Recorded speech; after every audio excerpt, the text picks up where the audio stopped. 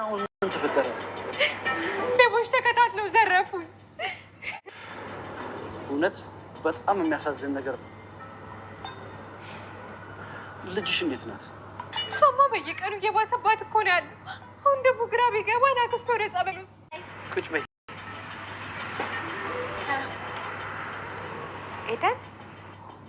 ቆይ ምንድን ነው? ምን እየተካሄደ ነው ያለው? ስራሽ ቀደም ያውቀው ነበር። መቼም እርግጠኛ ነኝ እዛ ሽንት ቤት ተቀምጠሽ ስለ ጉዳዩ በደንብ እንዳሰብሽበት። አንቺ ግን ምን አይነት ሴት ነሽ? ለራስሽ ክብር የሌለሽ ሴት። ቆይ እንዴ ላስረዳ። ከዚህ በኋላ ምን ልትይ? ለነገሩ ጥፋተኛው ነኝ። ግንባርሽን ብዬ መገላገል እችል ነበር። ለነገሩ በቁሙ የተነነ ሰው ገድዬ ምን እጠቀማለሁ? ከዚህ በኋላ አጠገቤ እንዳትደርሺ። የሁለታችንም ወፍም እውን የሚሆንበት ሰዓት ደርሷል።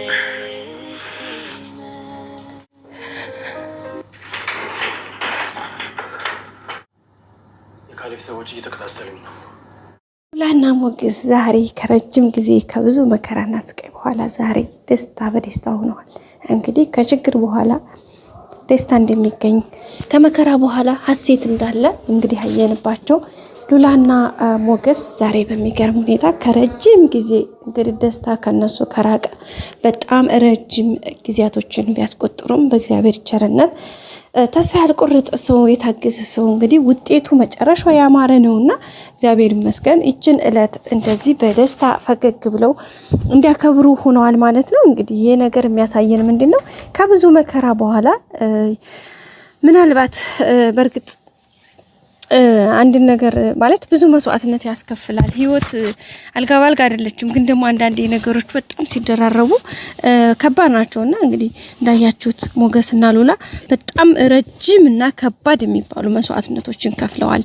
የፍቅር ህይወታቸው፣ እድሜያቸው፣ ልጅነታቸው በቃ ኢቭን እንኳን አሁን ላይ እንኳን አብረው ሆነው ከረጅም ከ10 ምናምን አመት በኋላ አንድ ላይ ሆነው እንኳን ይሄንን እንኳን ነፃነት ማግኘት አልቻሉም። ይሄው ዛሬም በቃ ጉሬ ለጉሬ ወይም ደግሞ በድብቅና በሽሽግ መከራቸውን እየበሉ ነው። በዚህም እንኳን በነፃነት ኢቭን የእግዚአብሔር የፈጠረውን አየር ንጹህ አየር ተነፍጋ ያለች ህይወት ናት እንግዲህ የሉላ ህይወት ማለት ነው። በተለይ ደግሞ ከዝና ጋር አምልጣ ከመጣች በኋላ እንግዲህ እንደሚታወቀው 10 ምናምን አመት ከዝና ጋር ነው የቆየችው። ሶ በዛ በቆየችባቸው ረጅም ጊዜያቶች ፀሐይ ናፍቋት አየር መተንፈስ፣ ንጹህ አየር፣ ከሰዎች ጋር መቀመጥ፣ ማውራት፣ መብላት፣ መጠጣት መብል መጠጥ ምናምን ሳይሆን እቤት ውስጥ ተዘግታ አንድ ቀን ከሰዎች ጋር አንድ ቀን ህይወቷን ሳታሳልፍ ይህን ያክል ዘመን ዘግቶባት ነበር የኖረው። በመጨረሻም እንግዲህ በስበብ አስባብ እንግዲህ ራሷ የወሰደችውን ሪስኩን ወስዳ ዝናን እንግዲህ ከነ ዋናው ሰውዬ ዘርራው ነው እንግዲህ ጥላው የመጣችውና በሚገርም ሁኔታ ያንን ከመጡ በኋላ እንግዲህ በዝና አማካኝነት ግብረ አበሮቹን በማደራጀት እንግዲህ ህይወታቸውን ለመበጥበጥ ያልሄደበት ርቀት የለም። እነሱም በእግዚአብሔር ቸርነት መድብልንና እነ ብሩክን በማግኘታቸው እንግዲህ ከብዙ የህይወት አፋፎች ድነዋል። ምክንያቱም ዝና በተለይ መጀመሪያ አካባቢ ሉላን ፈልጎ ካጣት በኋላ ወይም ደግሞ አውቃ ሆነ ብላ እንደተደበቀችው እንደተሸሸገችው ካወቀ በኋላ ያደረገው ነገር ምንድን ነበረ? በቃ ያወጀው አዋጅ በሚገርም ሁኔታ በቃ ሉላን መግደል ብሎ ነበር ያወጀው። ምክንያቱም ድጋሜ ሉላ ወደ እኔ ጋር ብትመጣም የኔ ስለማትሆነኝ ስለዚህ ካሁን በኋላ ሉላን ባገኛችሁበት ግደሉልኝ ብሎ ነው እንግዲህ ግብረ አበሮቹን ያዘዘ የነበረው። ግን እግዚአብሔር የደገፈውን እግዚአብሔር የሸሸገውን ማንም አይገለውም። እግዚአብሔር ከደገፋችሁ እግዚአብሔር ከረዳችሁ አትወድቁም። ሰዎች ምንም አይክል ኃይለኞች ቢሆኑ መንገዳችንን ሊያሰናክሉብን ያኔ በቃ ብዙ ነገሮችን እንትን ሊያደርጉብን ይሆኑ ይችላል። ግን ደግሞ መቼም ቢሆን እግዚአብሔርን ከተደገፍን ያኔ መሰናከል ሊሆኑን ይችላል። ኦፍ ኮርስ እውነት ነው። ግን ደግሞ ከመንገዳችን ምናልባት ጊዜ ይገሉብናል። ለምሳሌ ዛሬ ማድረግ እየቻልን በእነሱ አማካኝነት እንግዲህ በእነሱ ምክንያት ህይወታችን ሊሰጓጎል ይችላል፣ ጊዜያችን ሊቃጠል ይችላል፣ እድሜያችን ሊሄድ ይችላል። ግን ደግሞ ካሰብንበት ሳንደርስ እግዚአብሔርን ከያዝን በንጹህ ልቦና በቅን ልቦና ከተነሳሳን እግዚአብሔር ይደግፈናል፣ ይረዳናል፣ ያግዘናል።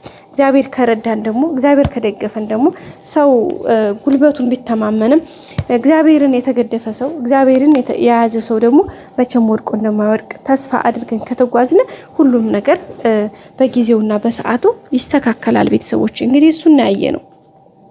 ሉላና ሞገስም እንግዲህ ብዙ መከራ፣ ብዙ ስቃይ፣ ብዙ ጭንቀቶችን በቃ ማለት ተስፋ መቁረጦች ውስጥ ገብተው ነበረ።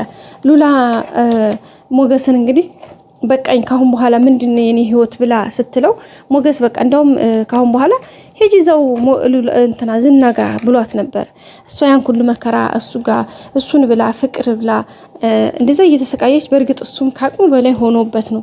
አንዳንዴ እሷን ማዳን አልችል ሲል ህይወቱን መኖር አልችል ሲል በቃኝ ካሁን በኋላ እኔ በቃ እስከመቼ ነው እንደዚህ ጉኝ እጄን እሰጣለሁኝ የሚመጣውን ነገር እቀበላለሁ አንቺም ሂጂ ሲላት የዛን ሰዓት በጣም ነው የተናደደችው።